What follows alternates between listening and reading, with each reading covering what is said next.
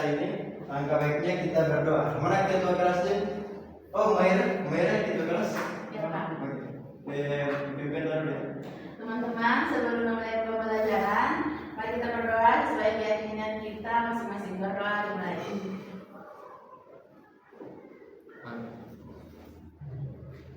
Berdoa selesai. Oke, sebelum mulai pembelajaran, siap-siap ya. Baik-baik nak? Baik, Pak. Oke. Umaira, Iya. Citra, Iya. Ramawati, Iya, Pak. Mutia, Dare, Albert. Oke, Ardian Ismail. Ya, Ardian.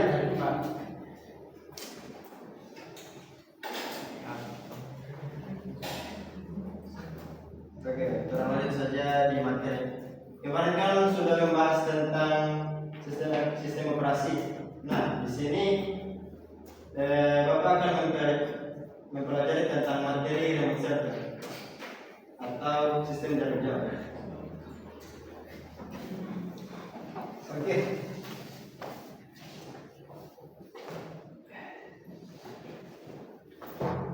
Kalian pernah berpikir tentang bagaimana cara administrator untuk mengontrol server tanpa datang langsung ke ruang server? Dengan mengapa komputer bisa diakses dari jarak jauh melalui internet jaringan? Tidak, Pak. Belum. Oke. Nah, hal tersebut itu dapat dilakukan dengan yang namanya teknologi remote server. Ada yang sudah tahu remote server itu apa? Belum, Pak. Ya. Ya. Nanti orang itu mau belajar. Nah, tujuan pembelajaran materi ini, Bapak ingin kalian itu dapat memahami remote server dengan cara kerjanya, fungsi serta penerapan. Jadi, Bapak harap kalian bisa dapat memahami materi yang Bapak ajarkan. Oke, remote server. Nah, ini adalah remote server. Remote server itu teknologi yang memungkinkan pengguna untuk mengakses, mengontrol, serta mengelola server dari jarak jauh melalui komputer atau internet. Nah, remote server juga merupakan teknologi yang digunakan untuk mengakses komputer dari lokasi yang berbeda, misal dari sekolah atau dari rumah. Dan remote server juga dapat melakukan berbagai aktivitas seperti mengelola data, mengecek kondisi server, memperbaiki gangguan sistem, serta dapat melakukan konfigurasi tanpa harus berada langsung di ruang server.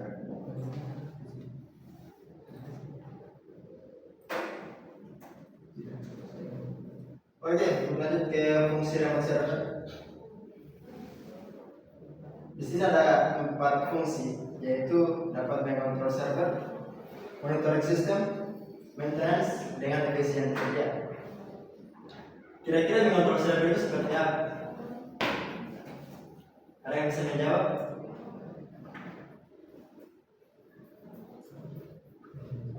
Tidak ada, Pak. Tidak ada. Oke. Adapun di remote server itu memiliki beberapa macam fungsi. Ada 4 seperti mengontrol server, monitoring sistem, maintenance, dengan efisiensi kerja. Nah, di 4 fungsi ini ada yang kalian paham? Kalau ada bisa jawab, bisa bantu Bapak untuk dapat memahami kerabat-kerabat kalian. Oke. Yang saya pahami tentang fungsi dari remote server ini, yang pertama itu mengontrol server tentunya, yaitu agar membantu administrator mengelola server dari lokasi yang berbeda. Seperti itu. Oke, seperti teman kalian itu dapat menggerakkan administrator untuk mengelola server di lokasi berbeda, kayak di sekolah atau di rumah kita. Dan remote server ini harus kalian tahu ya, ini adalah server yang berfungsi untuk jarak jauh. Oke, kita lanjut. Di remote server juga ada komponen seperti client, server, jaringan atau internet, dan aplikasi remote. Saya jelaskan sedikit ya. Dalam remote server juga terdapat beberapa komponen ini. Nah, di client ini ada namanya perangkat yang digunakan untuk mengakses server. Serta di server yaitu komputer pusat yang dapat menyediakan layanan, jaringan atau internet, media penghubung antara klien dan server, serta aplikasi remote, yaitu software yang digunakan untuk remote access seperti SSH dan remote desktop.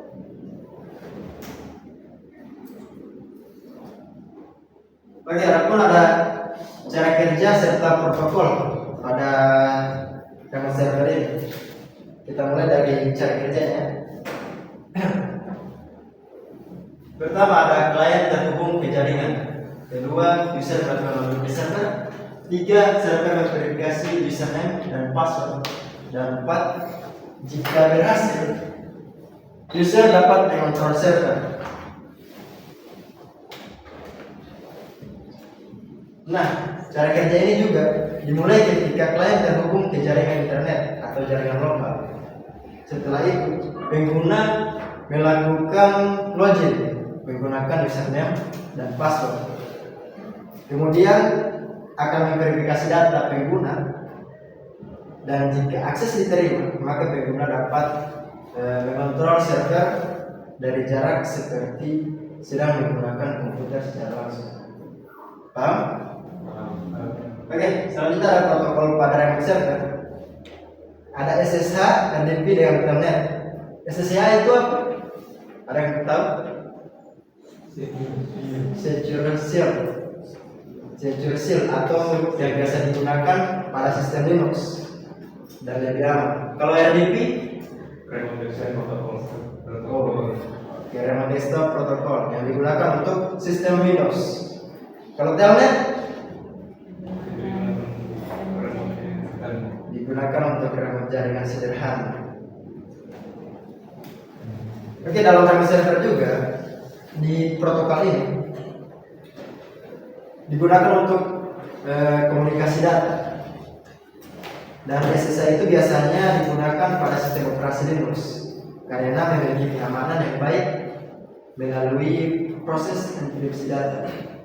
Sedangkan RDP digunakan untuk mengakses tampilan desktop dari jarak jauh. Serta ada juga Telnet yang digunakan untuk remote jaringan sederhana, tetapi tingkat keamanannya lebih rendah dibandingkan SSH.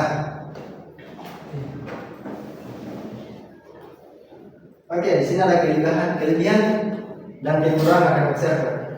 Ini ada 5. Pertama, di kelebihan pertama itu ada fleksibel, digunakan dari mana saja,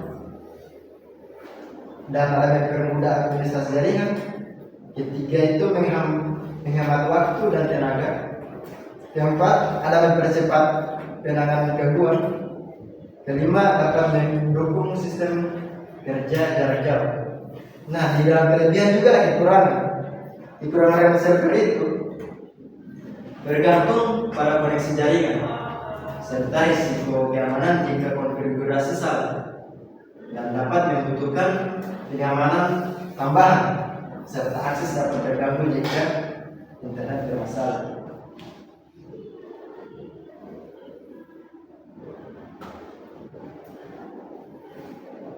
Oke, lanjut. Di sini ada penerapan remote server. Ada 4 penerapan. Pertama itu di suatu perusahaan. Kedua ada di sekolah atau laboratorium. Ketiga itu hosting website, dan keempat ada cloud computing. Di perusahaan itu dapat mengelola server kantor, pusat, dan cabang. Serta di sekolah itu dapat mengontrol komputer laboratorium dari ruang guru. Dan ketika di hosting website itu dapat mengelola website, web, server, dan database dari jarak jauh. Dengan cloud computing itu dapat mengatur layanan berbasis cloud melalui internet. Dan ini juga digunakan dalam berbagai bidang.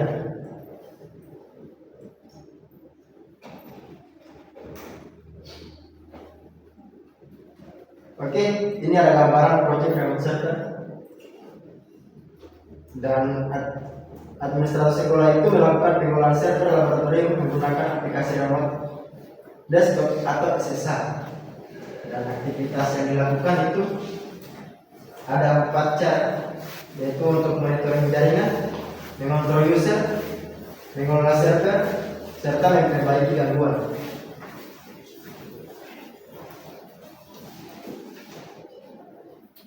Sebagai gambaran proyek, misalnya administrator sekolah ingin mengontrol server laboratorium tanpa harus dapat datang langsung ke server, dan administrator itu cukup menggunakan laptop dari ruang guru untuk melakukan monitoring jaringan, mengelola user, dan memperbaiki gangguan sistem menggunakan aplikasi remote seperti desktop maupun SSH.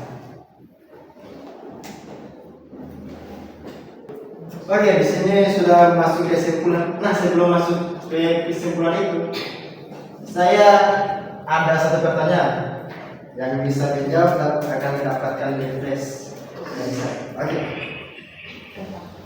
Coba kalian sebutkan apa-apa saja contoh protokol yang dapat digunakan pada remote server. Oke, jadi. Oke, jadi contoh remote server itu ada 3. Yang pertama SSH, Secure Shell. Yang kedua RDP, Remote Desktop Protocol. Dan yang terakhir itu Telnet. Oke, tentang untuk ya.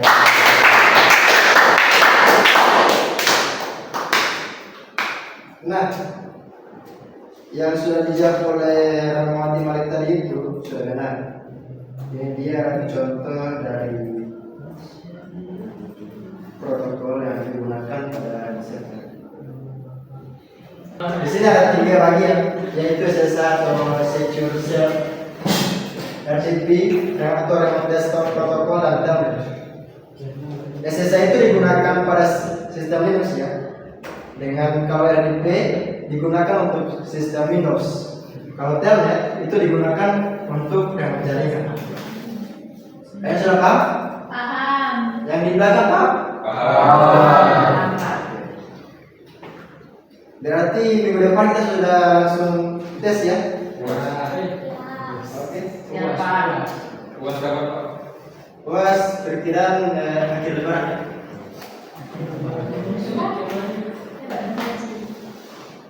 Oke, di kesimpulan, yaitu remote server itu merupakan teknologi penting dalam administrasi jaringan karena membantu proses pengolahan server menjadi mudah, cepat, dan efisien karena jaraknya itu bisa lebih jauh. Oke, Pak? Paham. Di sini ada pertanyaan lagi sebelum saya tutup atau saya akhiri? Sudah ada? Nanti minggu depan kita project ya, karena ini baru teori. Oke, nanti ada tim teaching lagi yang akan mendampingi kamu. Oke, sebelum saya akhiri, ada tugas. Nanti saya kirimkan ke ketua kelas ya. Ya. Oke, terima kasih anak-anak sudah menerima materi dari saya. Dan saya harap kalian dapat memahami tentang materi remote server ini ya. Ya, terima kasih atas perhatian anak-anak dan mohon maaf apabila apabila terdapat kekurangan dalam penyampaian materi saya. Wabillahi taufiq wal hidayah. Wassalamualaikum warahmatullahi wabarakatuh. Waalaikumsalam warahmatullahi wabarakatuh.